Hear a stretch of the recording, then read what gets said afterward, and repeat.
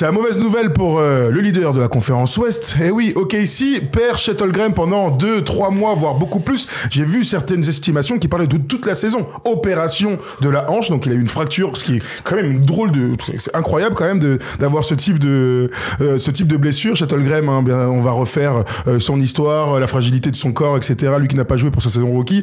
Mais donc, c'est la grosse info ce soir. Après un choc avec Andrew Wiggins, il tombe dans le deuxième quart-temps et paf, eh bien, les espoirs d'OKC et du deuxième meilleur joueur de l'équipe s'effondrent avec lui. Dis-moi d'abord, avant qu'on rentre dans un peu d'analyse, etc., le ressenti que tu as eu. La chute, elle est OK, mais après, je voyais un homme mort par terre, il avait tellement mal, le mec.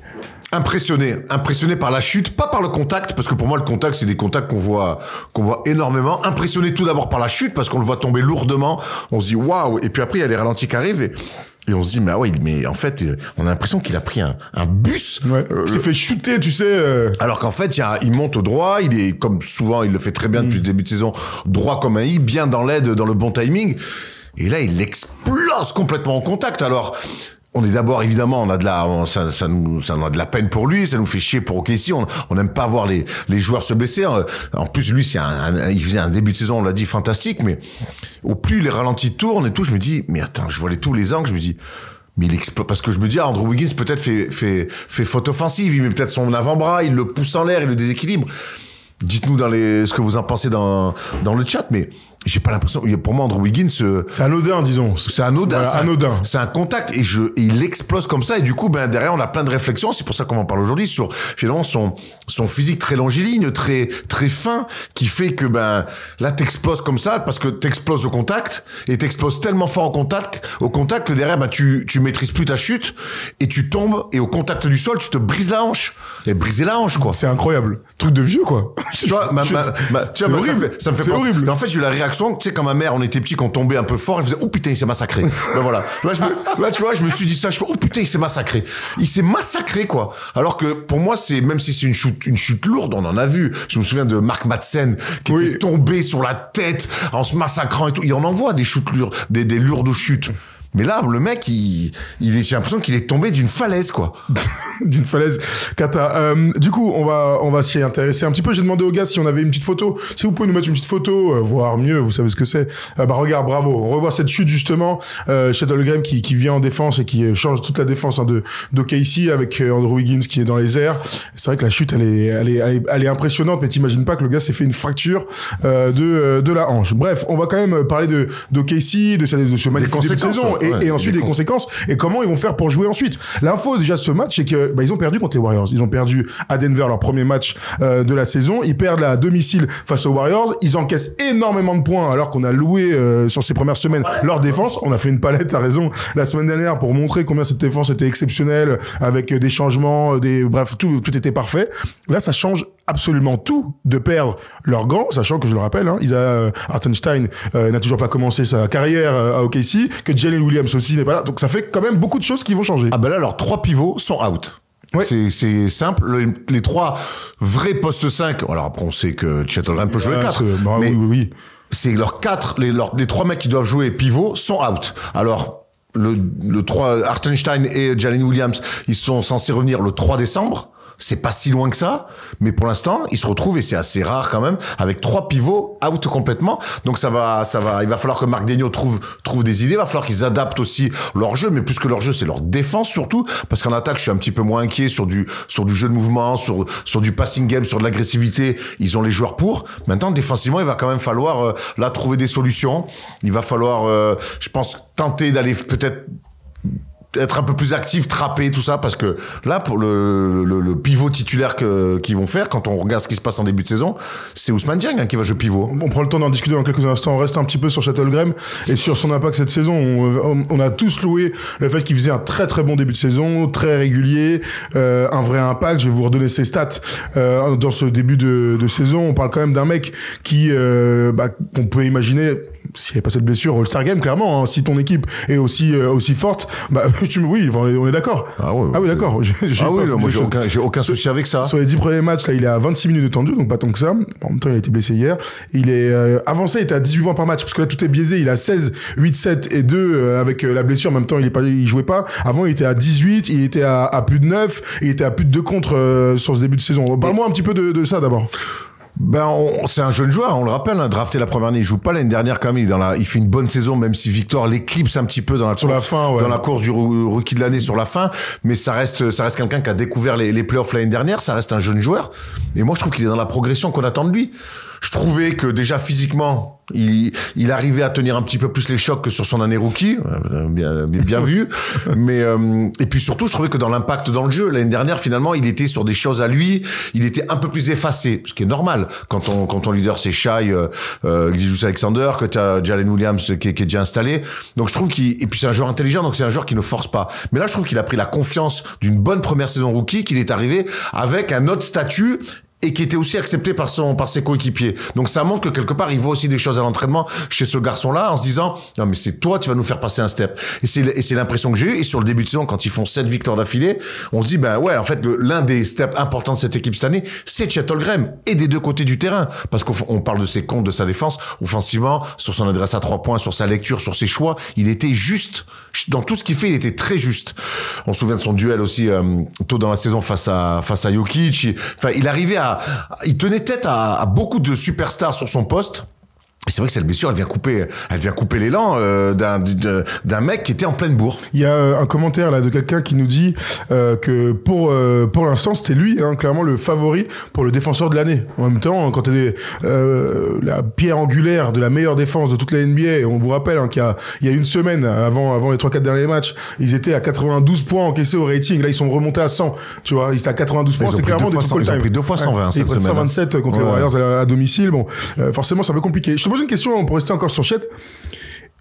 Est-ce que c'est 100% à cause de son physique encore frêle qu'il se blesse de la sorte? Alors, je sais que t'es pas médecin, mais c'est quoi ton avis là-dessus?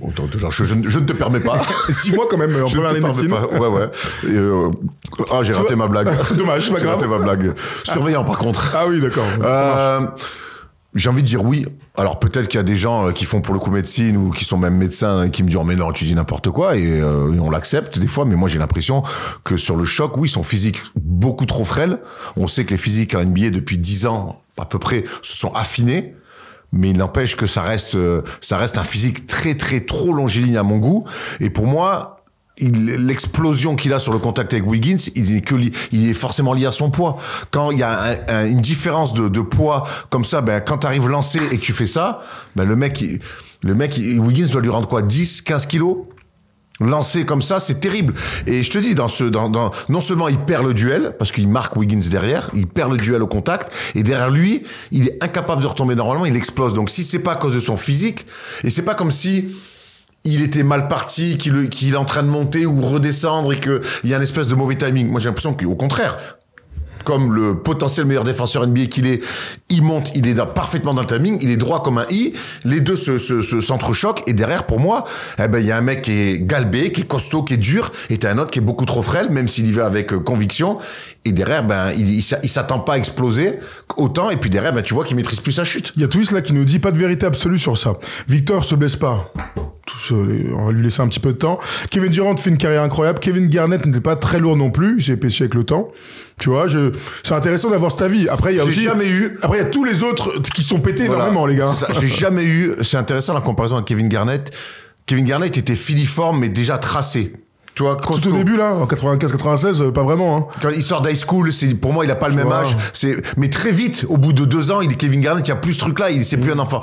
Moi, comment je perçois Chet Holmgren fin dans cette NBA-là, Kevin Garnett, je l'ai jamais perçu aussi fin alors que c'était déjà dans les années 90. Dans une autre époque, en plus. Dans une autre époque. Je vois l'idée de Kevin Garnett, c'est vrai. Mais pour moi, Kevin Garnett, il avait une dureté naturelle que n'a pas Chet Holmgren. La grosse inquiétude, moi, que j'ai, c'est que Chet est injury prone. On le sait, il fait partie de ces mecs. Son corps tiendra-t-il toute sa carrière en NBA? Tu vois, c'est une vraie interrogation. Là, c'est une blessure qui est malheureuse. Après, là. Mais c'est pire. Mais moi, là, alors, tu vois, c'est dans 2 ou 3 mois, sa hanche sera cicatrisée. Mais il y a personne qui revient d'une opération à la hanche en 3 mois, en vrai.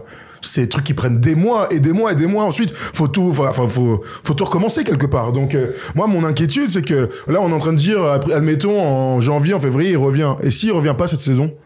C'est la merde. Qu'est-ce qu'on dira? Tu vois ce que je veux dire?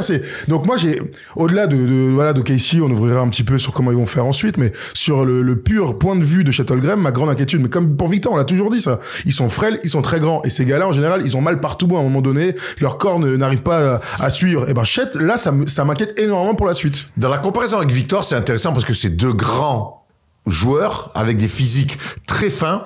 Mais on sait que Victor, et on l'a vu, nous, de nos propres yeux, à Levallois, Victor, il a un travail ultra spécifique, quasi scientifique, c'est d'ailleurs ce qu'il nous avait confié quand on l'a vu en interview pendant plus d'une heure et demie. Il a un travail scientifique sur son corps. Sur comment encaisser les chocs, il sait qu'il part de très loin au niveau du fait qu'il soit frêle.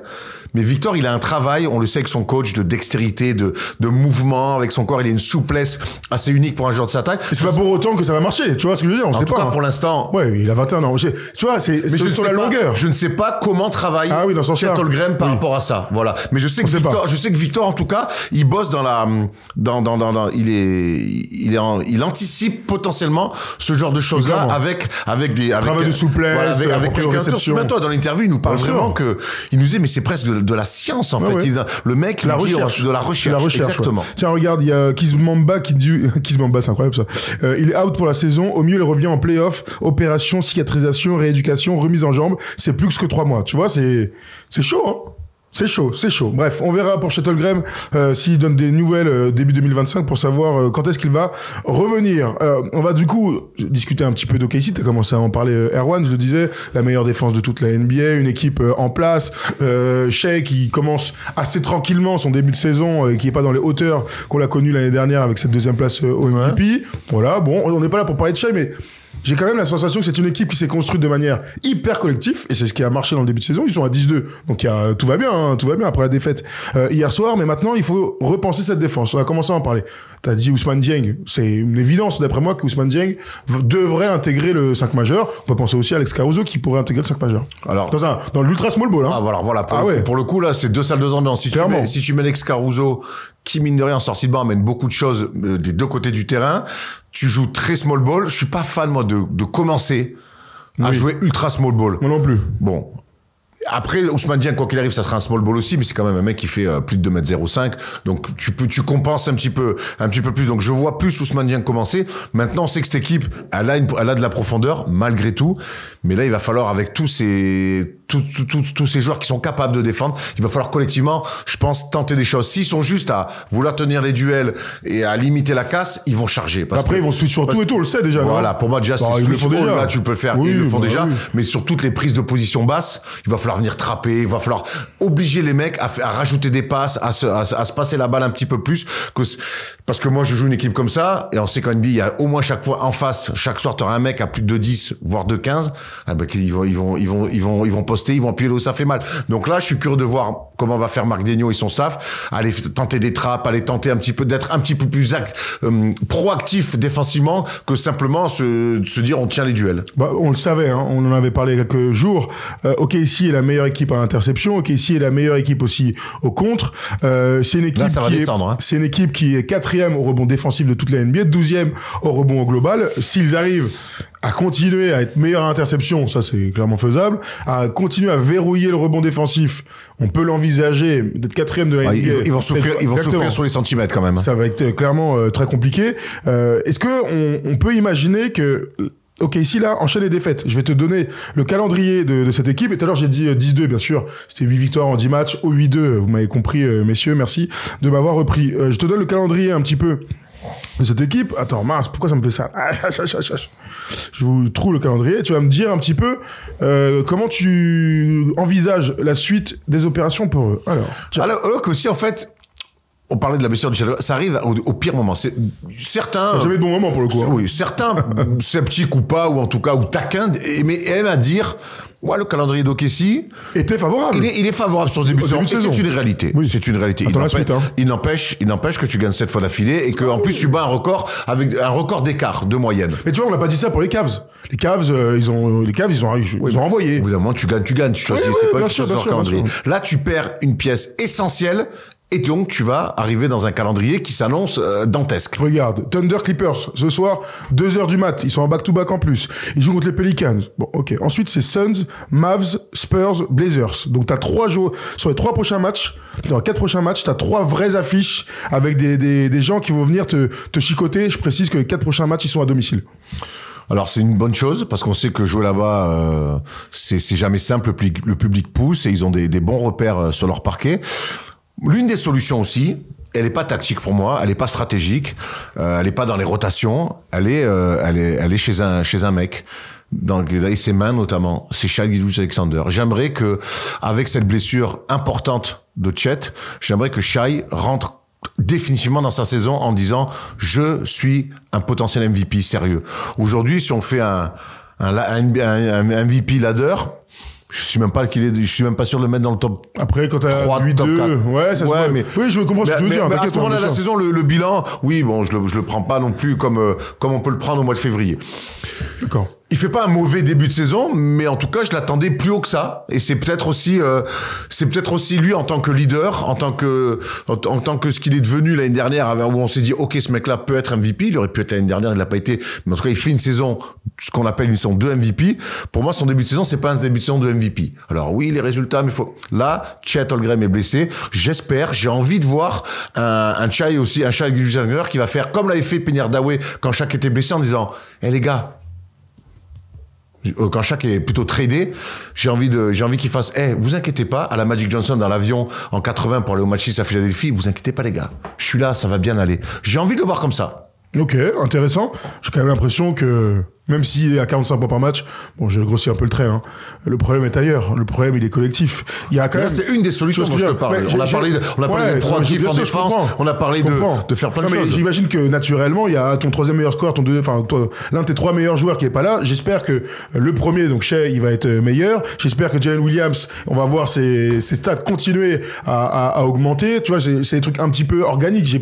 Moi, là-dessus, je suis pas trop inquiet. Enfin, tu vois ce que je veux dire? J'espère qu'il va le dire. J'espère surtout qu'il va le faire. Il n'y a pas trop de doute, mais tu vois ce que je veux dire? Moi, l'inquiétude que j'ai, par contre, c'est si OKC, la question que j'ai, c'est est-ce qu'il ne devrait pas bouger OKC? Kenrich Williams, j'en ai pas parlé, mais il a été aussi blessé. Isaiah Joe, il est au débat, machin. Est-ce que, avec les 1000 tours de draft qu'ils ont, avec les joueurs qu'ils ont re-signés l'été dernier, est-ce que c'est pas aussi le moment pour aller chercher un autre grand, si tu imagines que l'autre, il ne revienne jamais. 2 questions à te poser, c'est intéressant, j'y ai même pas pensé, tu vois, pour moi, parce qu'on est beaucoup trop dans la saison. Le mec, il va, blessure à la hanche, fracture. J'ai entendu. Est-ce que ça fait pas un peu panic move, sachant que derrière, t'as Hartenstein qui va arriver quand même le 3 décembre, on connaît, alors c'est un autre profil dans complet. C'est dans 3 semaines. Un mois. Est-ce que ça fait pas un petit peu panic move? Est-ce que derrière, les deux vont rentrer en même temps? Et il y a qui sur le marché?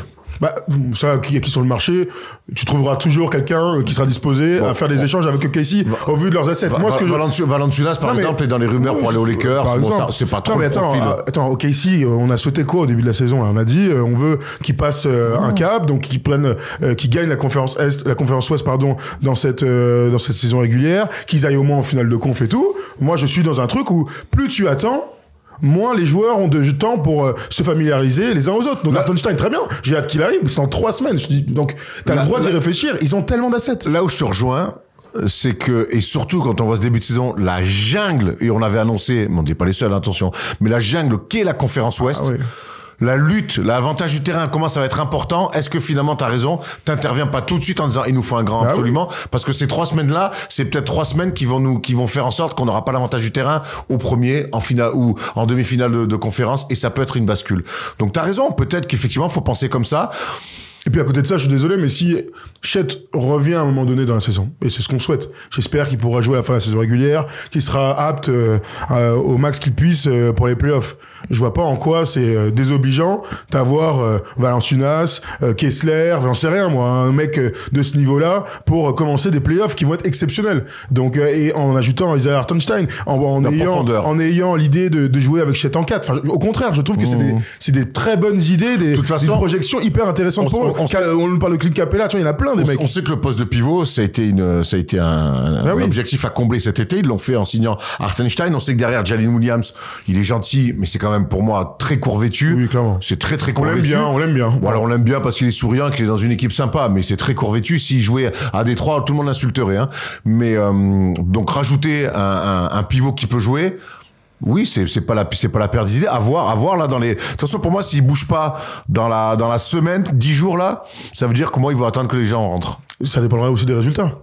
Parce qu'on vient de parler de... Si tu vois qu'il y a une vraie baisse des résultats, de la régularité dans les matchs, j'en suis pas encore là, honnêtement, je pense que l'équipe va continuer à gagner des matchs, elle va juste gagner moins de matchs. Là, ils sont à 80% de victoire, je leur souhaite d'être à 80% encore longtemps. Donc, moi, c'est intéressant parce que certains disent aussi panic move, machin, on peut en discuter si vous dites que c'est un panic move. Moi, je dis, panic move, c'est quand t'as rien à offrir, quand t'es à poil, quand il te reste 2 €, que tu es en danger. Tu es en danger. Bon, déjà, s'il y a Isaiah Joe, Aaron Wiggins, j'aime bien, mais frérot. Alors là, les fans du Thunder qui sont toujours très attachés à leur joueur, ils vont faire un peu la gueule. Mais sauf s'ils vont trouver un mec qui leur fait gagner du temps et des matchs.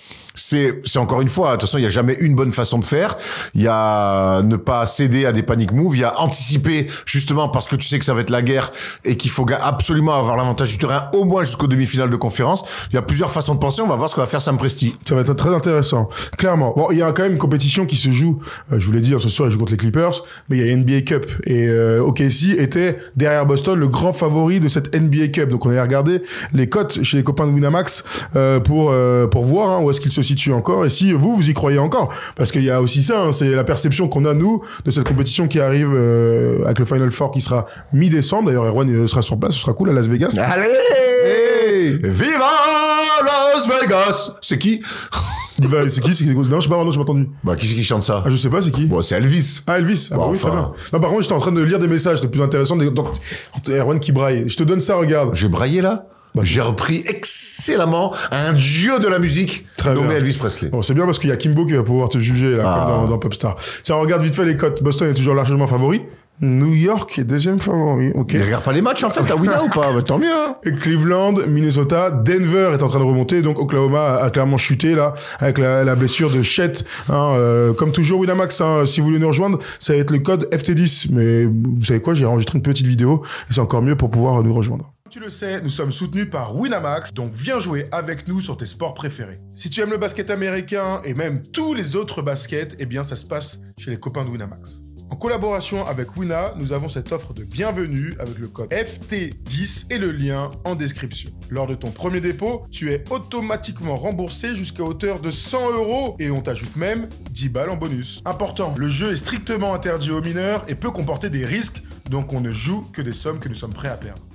Donc, comme d'hab, vous nous rejoignez sur Winamax avec le code FT10, je viens de le dire. Allez, on accueille Kimbo, Kimbo qui est un habitué et qui va venir discuter avec nous d'OKC. Je suis très curieux d'avoir son avis à lui sur la blessure. Un des meilleurs noms des viewers, Kimbo. La famille. Kimbo Slice. Kimbo, est-ce que t'es là, ça va? Mais je suis là, ça va les gars? Ça va Kimbo? Qu'est-ce que tu nous racontes de beau depuis? Ouais. Bon, ça fait un petit moment. Tu dates un peu, hein? Tu dates de ouf, mec. Bah, rien n'a changé depuis le PSG se fait toujours éliminer en Ligue des Champions, toujours aussi ridicule, donc tout va bien quoi. Allez, on n'est pas là pour parler foot, chef, enchaîne avec OKC. Et qu'est-ce qu'il devrait faire selon toi? Bah rien, justement. Je pense qu'on est trop dans le il faut faire. Je pense qu'ils devraient toucher à rien. Ils ont Hartenstein qui est prêt. Enfin, qui est pas encore prêt, mais qui va revenir. Si t'appelles ça être prêt, il peut pas jouer pour l'instant, tonton. Hein. Le 3 décembre, il est prévu de rentrer. Oui, justement. Ouais, mais regarde, on est quoi? On est début novembre. Il y a encore du temps. Chet, il est blessé, mais pas pour pas très longtemps. On est premiers, enfin ils sont premiers. Comment ça, pas très longtemps, Chet? Là, moi je. Ils ont pas encore joué contre pas mal d'équipes de l'Est. Franchement, je pense pas qu'il faille tout bazarder ou ramener un mec qui va venir, qui va prendre de la place. Et qui derrière, quand Hartenstein va revenir, quand Chet va revenir, va devoir se mettre sur le côté.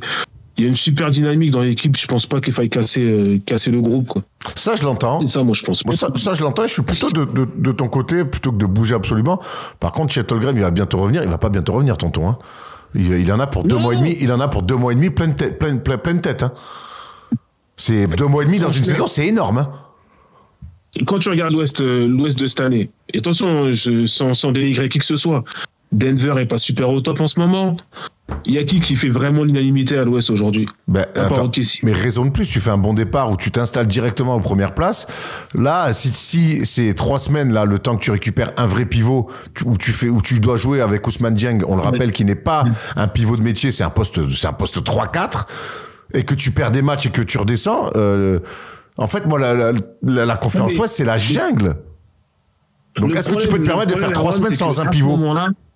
Un vrai pivot, à ce moment-là, ça n'existe pas. Tu vas nous ramener un Christian Wood, un mec un peu bizarre, qui 9 fois sur 10 est jamais ça, un jour et le mauvais 4 jours. Ça va se passer comme ça et tu le sais très bien. Ah mais non, alors, attends, Kimbo, tu me fais dire des choses que j'ai pas dit, donc non. Moi, je vois un pivot qui connaît le métier, qui est capable de prendre des miettes, mettre du bois, assurer du rebond, qui s'appelle Valanciunas, par exemple. Et je pense que, vu l'attitude qu'il a à Washington, où finalement il rentre juste pour faire souffler des jeunes, je pense que Valanciunas, il serait pas con de venir s'asseoir sur le banc d'OKC, par exemple. Et tu sais très bien, puisque t'aimes bien apparemment cette expression-là, que Valanciunas à OKC, il leur ferait du bien. Oui, mais je vois pas, comment dire. On reste au OKC, je vois pas Sam Presti faire le con. C'est autre chose, ça. Pour un mois et demi ou 2. Voilà, quoi. Mais le seul truc, c'est que tu parles d'un mois et demi ou 2 sur des saisons qui en durent 8. C'est pas rien, quoi. C'est presque... Avec aucune certitude sur le fait que Chet revienne à 100%. Revienne tout court, hein. Ouais, il est là, mon problème. Hein. Si c'était 3 semaines... Allez, si tu me disais, à Noël, c'est sûr, il revient. Comme la plupart des blessures, finalement. Ouais. Puis je dirais, bah oui, ok, tu bouges pas. Il y a Isaiah qui arrive et tout. Il y a pas de souci. Là, les gars, on n'est pas sur ce type de blessure. Il a une fracture de la hanche. Non, mais c'est un truc de ouf. Ouais, mais on n'est plus sur une NBA où les pivots sont archi dominants, même s'ils sont importants. Je dis pas le contraire. Dire ça à Jokic, Embiid, dire ça. Des bonnes saisons. Avec Sabonis. Anthony Davis, Sabonis. C'est pas super pivot d'espace. Vous voyez ce que je veux dire? Non, pas trop, non. Bah, moi, je te. Comme celle d'aujourd'hui, les pivots sont hyper importants, mais on peut pas. Je pense qu'une équipe comme OKC peut patienter 1 mois et demi ou 2. Bah alors, avec l'équipe. Ok, patienter, oui. Patienter, mais alors, moi, je te dis encore une fois, moi, si j'étais Sam Presti, je te rejoins là-dessus, Kimbo, je voudrais voir comment l'équipe réagit, parce qu'on sait que c'est une équipe qui a de l'orgueil, une équipe qui est bien coachée, qui est capable de, peut-être sur cette période-là de 3 semaines, de surprendre un petit peu les gens et de battre les pronostics. Il n'empêche que tu as aussi l'autre revers de la médaille, c'est de se dire que tu peux faire une série de défaites, enchaîner une mauvaise spirale, et que derrière, tu te retrouves mélangé avec cette lutte incroyable de la conférence Ouest, et c'est un truc que tu peux payer potentiellement. Ça, ça peut arriver, quoi. C'est pas genre c'est impossible que ça arrive. Là, en fait, je sais pas, je me souviens plus exactement de quelle est ton équipe favorite. Là, moi, j'ai l'impression que tes arguments, c'est un truc de j'ai confiance à 100% dans cette équipe-là, il peut rien leur arriver, et c'est un truc un peu de fan, que je peux entendre. Mais est-ce que c'est ton cas? Moi, je les vois bien se maintenir à l'équilibre, voire, franchement, se maintenir à l'équilibre pendant les 3 prochaines semaines. Ok. Donc tu prendrais ce risque-là. Ok, si à mes yeux, on l'a pas vu depuis le début de saison. Shai a pas été extraordinaire depuis le début de saison. Il a tendance à distribuer un peu partout. Là, il va prendre le ballon dans les mains. Il va jouer beaucoup plus. On sait qu'il joue beaucoup pour Chet depuis le début de saison. Il jouera moins pour Chet. Il jouera un peu plus comme la saison dernière. Il va planter plus et je les vois bien à l'équilibre avec l'équipe. Et défensivement, comment tu fais défensivement? La NBA meilleure qu'OKC sans Shai. Comment tu fais défensivement? Défensivement, ils vont morfler, mais offensivement, les autres vont morfler. C'est aussi ça la NBA. Ok, si c'est vrai que c'est une. Je suis pas sûr de te donner un BE après cette explication. Mais moi, je vois sincèrement OKC se maintenir au moins à l'équilibre pendant cette période-là. Okay. Alors, petite dernière précision sur les assets dont on parlait tout à l'heure. OKC, jusqu'en 2030, ils ont 21 tours de draft. Et sur la draft 2025, ils ont 5 premiers tours de draft. 5. Ils ont du Philadelphie, du Utah, des trucs qui valent très cher, par exemple. Mais du Miami aussi. Donc, je sais que tout le monde tient beaucoup aux draft picks. Mais bon, tu te libères d'un ou deux joueurs, un ou deux tours de draft pour aller chercher quelqu'un de très bon niveau. Je trouve que c'est pas une connerie. Et Valanciunas, je pense que tu peux même faire beaucoup mieux que ça. Voilà. Et surtout que OKC, ça y est, ils sont plus dans ce truc-là de vouloir additionner, collectionner les tours de draft. Là, OKC, dans leur projet, ils ont basculé vers, on a une fenêtre de 4-5 ans pour être champion NBA. Donc là, si tu t'accroches à tes assets. Et avant, il y a 2 ans, on disait OKC doit lâcher les tours de draft. Il y a 1 an, on disait OKC doit lâcher les tours de draft. Tu vois leur niveau d'aujourd'hui? Moi, je ne les vois pas lâcher les tours de draft. Je ne vois pas Sam Presti lâcher aujourd'hui. Il y a 2 ans, il n'a pas lâché. Il en a 5 en 2025.